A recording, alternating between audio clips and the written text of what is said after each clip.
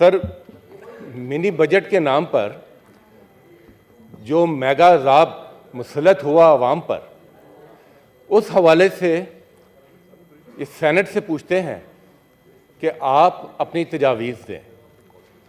जनाब आला, कहाँ से शुरू करें और कहाँ पे ख़त्म करें, ये तो पूरी की पूरी दाल ही काली है। तो इसमें तो सिर्फ एक ही तजवीज़ है कि इस मिनी बजट को फिलफोर वापस लिया जाए। हम इस बजट को मुस्तरद करते हैं, अलिफ से लेकर ये तक। हम इस अवाम दुश्मन गरीब कुश बजट को मुस्तरद करते हैं। जनाब चेयरमैन, सियासत हो कि रियासत हो, उसका मरकज और महवर अवाम होते हैं। अगर अवाम की बेहतरी की कोई चीज नहीं, अगर अवाम के हालात को बेहतर करने की कोई तजवीज नहीं, और ऑनरेबल सेनेटर साहिबा प्लीज सुने, और अगर उसका मकसद सिर्फ और सिर्फ मरे को मजीद मारना है, तो मैं समझता हूं कि यह हुकूमत अपना मैंडेट हर लिहाज से खो चुकी है। जनाब चेयरमैन, यह मैंडेट तो खैर है ही जाली था। जिस दिन से यह रात के अंधेरे में यह हुकूमत मुसल्लत हुई, अवाम के लिए बद से बदतरीन का सफर शुरू हो गया। इन्होंने अपने 1100 अरब के इन्होंने अपने केसेस तो माफ करा लिए, मगर उसकी कीमत पाकिस्तान के अवाम महंगाई की सूरत में हर रोज अदा करते चले आ रहे हैं, और ये कीमत दिन ब दिन बढ़ती चली जा रही है। हर रोज एक नई बुरी खबर के साथ, एक नई महंगाई की लहर के साथ, और ये सफर हनूज जारी है। जनाब चेयरमैन, ये सब कुछ इस वजह से हुआ, ये सब कुछ इनकी नाअहली का शख्साना है कि ये अपने रिलीफ के लिए इस कदर आगे चले गए कि ये भूल गए कि इसके सिले में वो पाकिस्तान के अवाम के साथ क्या सलूक करने जा रहे हैं। यही वजह है कि आज ज़र मुबादला बदतरीन सतह पर है, सबसे कम सतह पर है पाकिस्तान की तारीख में, और महंगाई पाकिस्तान की तारीख की बुलंदतरीन सतह पर है। यह है इनकी कारकर्दगी। जनाब चेयरमैन, इनकी क्रेडिबिलिटी हुकूमत की, उसका नतीजा यह है कि आज दुनिया में कोई इनको पैसे देने को तैयार नहीं, कोई इन पर एतबार करने को तैयार नहीं। किसी को यकीन नहीं कि ये पैसे जिस मकसद के लिए दिए जा रहे हैं, क्या वहां खर्च होंगे या किसी के अकाउंट्स में जाएंगे। जनाब चेयरमैन, इंटरनेशनल रेटिंग आप देखें, फिच की CCC नेगेटिव, सबसे लोएस्ट। उसके बाद क्या चेहरा रह गया इस मुल्क का। और फिच ने तो यहां तक कह दिया, उन्होंने ये सवाल उठाए कि क्या इस IMF की किस्त के बाद भी डिफॉल्ट का खतरा क्या वाकई खत्म हो जाएगा। हमें जवाब नहीं मिल रहा। हमें यह भी जवाब नहीं मिल रहा कि इस मायदे पर दस्तखत कब होंगे।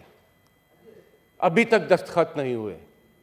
हमें यह भी जवाब नहीं मिल रहा कि आप और किस हद तक आगे जाएंगे। आपने IMF को खुश करने के लिए सलामी के तौर पर 170 अरब के टैक्सेस का बोझ पाकिस्तान के अवाम पर ऑलरेडी लाद दिया है, और अभी तक उस मायदे का कुछ पता नहीं। जनाब चेयरमैन, 170 अरब ये कलेक्ट कौन करेगा। यह हुकूमत और उसका अदारा FBR। हुकूमत एक तरफ अवाम को कहती है कि सादगी अपनाओ, और हुकूमत की शाह खर्चियां, काबीना का साइज, इनके बैरून मुल्क दौरे, इनका हुकूमत चलाने का अंदाज, वो सब, उसके बाद भी इनमें हौसला है कि अवाम को कहते हैं मजीद कुर्बानी दो।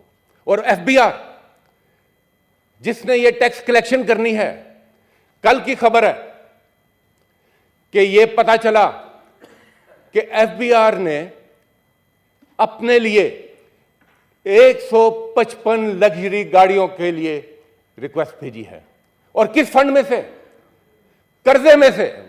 वर्ल्ड बैंक का जो 1.6 अरब का कर्जा था कि भाई FBI, आपका ये जो बोसीदा निज़ाम है IT का, इसको बेहतर कर लो, उसमें से ये 155 लग्जरी गाड़ियों की फरमाइश करे हैं। ये है इनका हुकूमत चलाने का तरीका, ये है इनकी प्रायोरिटीज, और ये मांगते हैं कुर्बानी पाकिस्तान के अवाम से। जनाब चेयरमैन, PTI की हुकूमत में अगर 4 रुपए या 5 रुपए पेट्रोल में इजाफा होता था, वो भी उस वक्त जब आलमी मंडी में पेट्रोल में की कीमतों में इजाफा होता था, तो यहां तो महंगाई मार शुरू हो जाता था। और आज हर दूसरे दिन डबल डिजिट्स में इजाफा हो रहा है।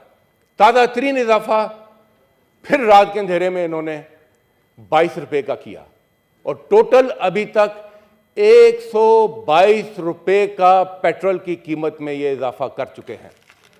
जबकि दुनिया में कीमतें नीचे आ चुकी हैं, कीमतें मुस्तहकम हो रही हैं, और पाकिस्तान में इनकी बदौलत 122 रुपए अभी तक इजाफा ये कर चुके हैं। अवाम पहले खुद धक्के खा रहे थे, अब वो गाड़ियों को भी धक्के दे रहे हैं। इन्होंने अवाम की किस्मत में धक्के लिख दिए हैं हर लिहाज से, इसके अलावा और कुछ नहीं। गैस 112%। जनाब चेयरमैन, महंगाई 35% को छूने जा रही है। मैं कोई इकोनॉमिस्ट नहीं हूं कि मैं वो फिगर्स बयान करूं आपको। मैं आम आदमी के फिगर्स आपके सामने रखता हूं कि जिसने अपने बाल बच्चों के लिए यह बंदोबस्त करना है कि टेबल पर उनके लिए खाना लग सके। जनाब चेयरमैन, हम तो किताबों में पढ़ते थे कि गुर्बत की जो दास्तान है कि 2 रोटी और 1 प्याज के साथ अगर कोई पेट भर ले तो यह समझा जाता था कि यह नहायत ही गरीब शख्स है। मगर प्याज, जनाब चेयरमैन, प्याज गरीब के बस की बात नहीं रहा। 62 रुपए किलो वाला प्याज जो तहरीके इंसाफ के दौर में था, आज 225 रुपए पर है। 240 की भी आवाज लग रही है। टमाटर 50 रुपए वाला आज 150 रुपए पर है। और क्या बात करें सब्जियों की, क्या बात करें दालों की, क्या बात करें गोश्त की। जनाब चेयरमैन, और अगर कोई खुशकिस्मत ये चीजें इकट्ठी कर भी ले तो उसको घी मैसर नहीं है खाना पकाने के लिए, चूल्हे में गैस नहीं है। जनाब चेयरमैन, फाकों की तरफ ये इस कौम को लेकर जा रहे हैं, और फिर भी बड़े फख्र से कहते हैं कि हमें अवाम का दर्द है। आपको रंज है, रंज बहुत है लीडर को, मगर आराम के साथ। इस लीडर को रंज बहुत है मगर आराम के साथ। इनके आराम में कोई खलल नहीं। अवाम चाहे जितनी मर्जी पस्ती में चला जाए। जनाब चेयरमैन, ये मुल्क जिसमें ये हालात इन्होंने कर दिए हैं, ये 10 माह पहले ये मुल्क ऐसा नहीं था। इसी मुल्क में रेमिटेंसेस आ रही थी, इसी मुल्क में एक्सपोर्ट्स बढ़ रही थी, रिकॉर्ड लार्ज स्केल मैन्युफैक्चरिंग हो रही थी, रिकॉर्ड टैक्स कलेक्शन हो रही थी। जनाब चेयरमैन, इस हंसते बसते मुल्क को, इस मुस्तहकम होती हुई मईशत को इन्होंने ना सिर्फ पटड़ी से उतारा बल्कि ये तो पटड़ी भी उखाड़ कर ले गए हैं। अब ये डब्बे इधर उधर बिखरे पड़े हैं और ये समझ रहे हैं कि शायद कोई IMF का इंजन लगाएंगे और ये मईशत चल पड़ेगी। जनाब चेयरमैन, ये मईशत ऐसे नहीं चलेगी। और इस इकॉनमी के साथ साथ तहरीक इंसाफ की हुकूमत अपने गरीब लोगों का भी ख्याल रख रही थी। एक एहसास था, पनाहगाहें थीं, लंगर खाने थे, एहसास प्रोग्राम चल रहा था, रेडी बानों को, स्टॉल वालों को रेडियां मिल रही थी कि वो कोई 2 वक्त की रोटी कमा सकें। सेहत कार्ड था। जनाब चेयरमैन, रिलीफ का कुछ ना कुछ बंदोबस्त था। इनका क्या तरीकाकार है? अगर किसी रेडी के ऊपर एहसास लिखा हुआ है तो हुक्म नादरशाही है कि मस्मार कर दो इन रेडियों को, मस्मार कर दो इन स्टॉलों को। अगर सेहत कार्ड पाकिस्तान के अवाम के लिए इमरान खान ने दिया तो हुक्म है कि बंद कर दो इस सेहत कार्ड को। और कल की अखबार में 2 खबरें सर ऊपर नीचे लगी हुई थी और वो तमाम सिचुएशन को उसका अहाता करती है। एक खबर यह थी कि सेहत कार्ड बंद कर दिया गया और दूसरी खबर यह थी कि वजीर आला पंजाब साहब कब्रिस्तान, मॉडल कब्रिस्तानों की एक मीटिंग ले रहे हैं। यानी अब यह हुकूमत समझ रही है कि रिलीफ अगर अवाम को दे सकते हैं तो सिर्फ कब्रिस्तानों में ही शायद पाकिस्तान के अवाम को रिलीफ दे सकते हैं। मगर सर ये तो इन्होंने इस कौम को खुदकशी जोगा भी नहीं छोड़ा, इस कौम को खुदकशी जोगा भी नहीं छोड़ा, इसलिए कि उसके लिए भी कोई नया तरीका इजाद करना पड़ेगा। क्योंकि जहर खाने को पैसे नहीं है, आग कोई लगाए तो पेट्रोल नहीं है, कोई खंबे पे चढ़ता है तो बिजली नहीं है। खुदकशी भी ले ली है इन्होंने इस कौम से और अभी भी ये हंसते हैं, गाते हैं, खुश हैं, समझते हैं कि नेहरू चैन की बांसुरी बजाएगा और ये मामला ऐसा ही चलता रहेगा। ऐसा नहीं होगा। और जनाब चेयरमैन, आपके आगे पीछे बाहर पाकिस्तान में वो तबका भी है जिनको हम सरकारी मुलाजिम कहते हैं, जिनको हम तनख्वाहदार तबका कहते हैं। और मैं कहूंगा ये वो बदकिस्मत तबका है जिसकी कोई नुमाइंदगी इन ऐवानों में नहीं होती। यहां सरमाएदार भी बैठते हैं, यहां जमींदार भी बैठते हैं, यहां पर माशरे का हर तबका बैठता है, सिवाय तनख्वाहदार तबका, उसकी नुमाइंदगी नहीं है इन ऐवानों में। और आज वो सबसे ज्यादा पिस गया है और हुकूमत मरे को मारने वाली पॉलिसी पर गामजन है। अभी इस्लामाबाद में आप देखें कि हुक्म आया है कि जो सरकारी मकान हैं, जो 30 साल से जिनमें कोई इजाफा नहीं हुआ, जिसमें सब शामिल हैं, सरकारी मकानों में और सरकारी मुलाजमीन की तादाद में इजाफा हो रहा है। अगर किसी ने अपनी मदद आपके तहत अपने कुंबे को पालने के लिए कोई एक कमरा बना लिया, कोई थोड़ा इजाफा कर लिया, तो अब हुक्म है कि उस सब को मस्मार कर दिया जाए। और निचली लाइन बड़ी इंटरेस्टिंग थी सर, ब्यूरोक्रेटिक, ताकि शहर की खूबसूरती को बहाल किया जाए और अवाम को रिलीफ दिया जाए। यह है इस हुकूमत का चेहरा सर।